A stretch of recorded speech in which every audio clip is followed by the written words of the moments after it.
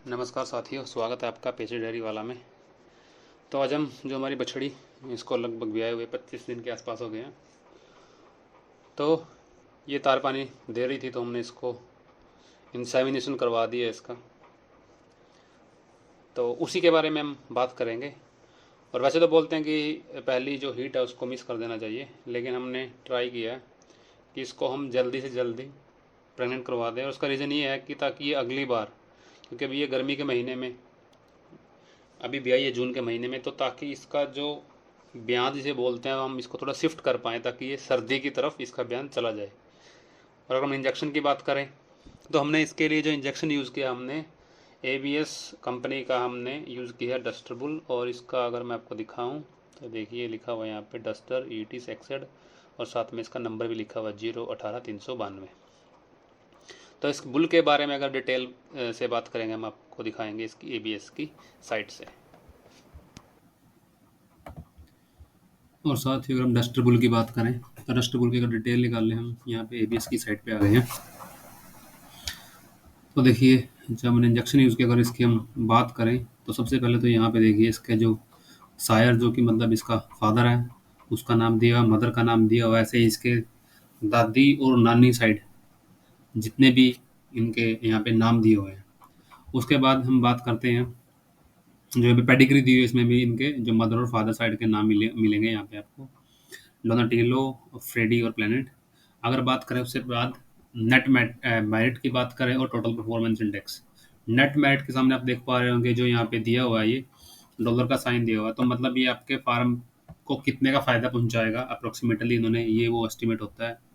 और total performance index की बात करें तो ओवरऑल परफॉर्मेंस से हम बात करते हैं, तो ये उसकी बात करेगा। यहाँ पे प्रोडक्शन की भी बात करेगा साथ में ये, क्योंकि अगर परफॉर्मेंस की बात करें तो उसमें प्रोडक्शन ऑटोमेटिक आ जाता है। उसके बाद ये यहाँ पे दिया हुआ है मिल्क कितना बढ़ाएगा, साथ में ये फैट में जो फैट है एनिमल की आपकी, वो उसमें कितनी इम्प्रूवमेंट करेगा।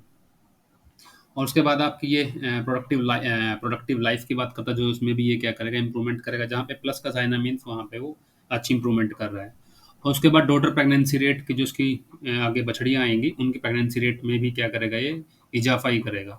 उसके बाद सीमेंटिक सेल स्कोर जिसे बोलते हैं, इसको नॉर्मली हम बोलते हैं कि ये 3 से ज़्यादा नहीं होना चाहिए, यहाँ पे थोड़ा ज़्यादा है, ये 3.04। सीमेंटिक सेल स्कोर का मतलब है कि जैसे गाय में दिक्कत होती है मस्टाइटिस की, जो थनों में दिक्कत होती है, तो अगर आपके एनिमल में ज़्यादा दिक्कत है मेस्टाइटिस की, तो आप ऐसा बुल सेलेक्ट करें जिसकी वैल्यू ये 2.67 2.678 के आसपास हो।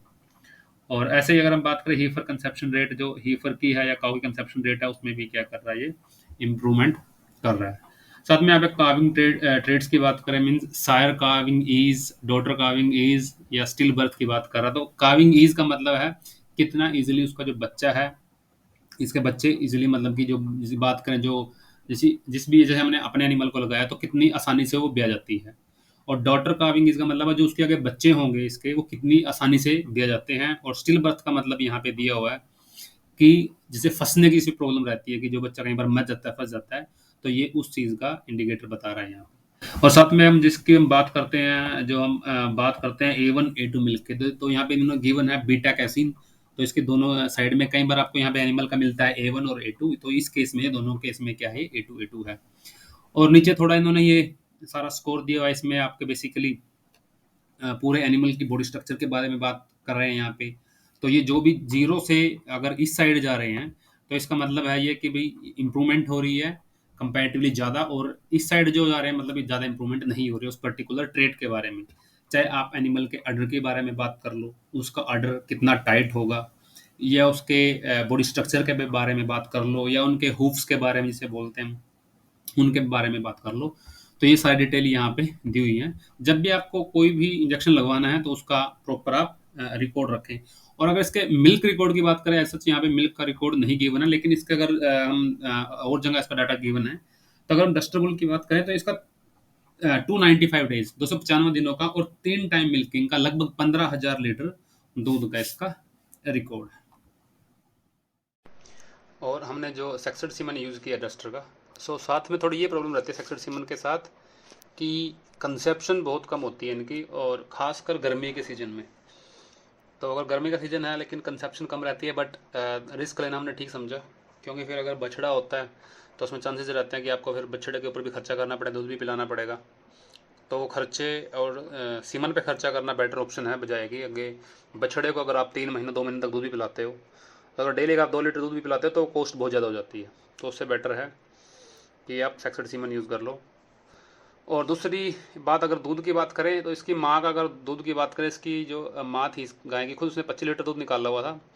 लेकिन इसका जो दूध है, पता नहीं वो गर्मी की वजह से, पता नहीं, क्योंकि हमारे पास जो गाय है, इस गाय का हमारे पास सच रिकॉर्ड नहीं है किस बुल की है ये। तो इसने लगभग 11-12 लीटर दूध ही निकाला है। तो उसमें गर्मी का भी बहुत मेजर रोल है। और साथ में हमारे पास इसके जो फादर हैं उसका भी हमारे पास रिकॉर्ड नहीं है। लेकिन अगर हम इसके ऑर्डर वगैरह की बात करें तो आर्डर वगैरह इसका और टिट्स वगैरह जो थन वगैरह हैं उसकी स्पेसिंग वो बहुत ये अच्छी आई है, बट दूध इतना नहीं निकाल पाई। तो इसलिए हम ट्राई कर रहे हैं इसको थोड़ा शिफ्ट कर जाएं, अगर इसका ब्यांत थोड़ा मार्च अप्रैल में भी ले आएँ, उसके बाद नेक्स्ट ईयर इसको थोड़ा और आगे से जितना ज़्यादा शिफ्ट किया जा सके उतना हमारे लिए अच्छा होगा। तो हमने इसकी करा दी इंसेमिनेशन, और साथ में हमने दूसरी गाय की इंसेमिनेशन भी कराई है, उसके बारे में भी आपको जानकारी देंगे। अगर आपको हमारी वीडियो अच्छी लगी है तो लाइक और शेयर कीजिए। सभी साथियों को जुड़ने के लिए धन्यवाद।